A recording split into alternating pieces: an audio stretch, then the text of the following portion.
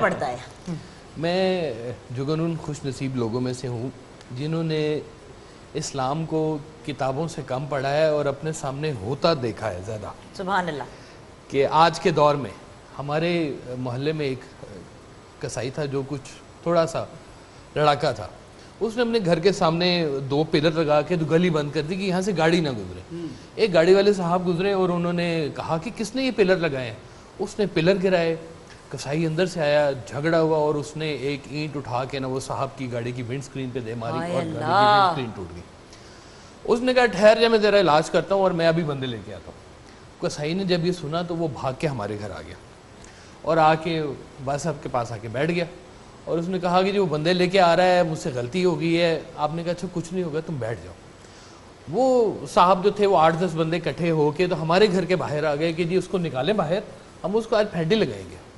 تو آپ نے کہا کہ آپ میں سے جس کا نقصان ہوا ہے نا وہ اندر ہے. وہ صاحب آئے, ہمارے جاننے والے تھے, محلے دار تھے وہ بھی ہمارے.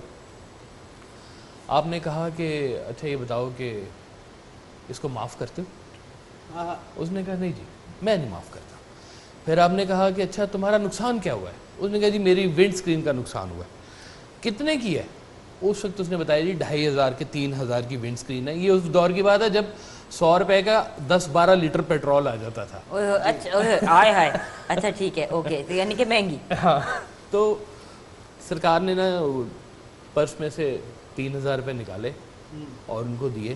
انہوں نے کہا کہ اب اس کو معاف کر دو. کیا بات. اچھا وہ معاف کر دیا. اب وہ جب وہ معافی تلافی ہو گئی, جب بھی ڈلوا دی دونوں کو, دونوں چلے گئے تو ایک صاحب بیٹھے ہوئے تھے پاس میں. انہوں نے کہا کہ حضور یہ جو کسائی ہے تو آئے روز جھگڑا کرتا رہتا ہے, تو آپ نے اس کے بہاف پہ پیسے کیوں دیے ہیں؟ تو آپ نے کہا دیکھو نیکی کا موقع خود چل کے ہمارے گھر آیا ہے, ہم اس کو کیسے انکار کریں.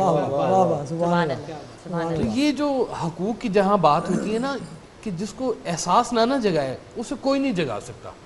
کہ جس کے دل میں احساس ہوتا ہے نا وہ پھر چاہے ہمسائے ہیں, چاہے دور کے ہمسائے ہیں, رشتہ دار ہیں, والدین ہیں, ہر چیز میں جو ہے نا اللہ تعالیٰ. ہمارے اصل میں دیکھیں جو ہمارا معاشرہ ہے اس میں ایک گھر ہے, اس کے 3 طرف ہمسائے ہیں جی, رائٹ لیفٹ اور بیک سائڈ پہ, اور ایک خاندان کی طرح سے رہنا چاہیے.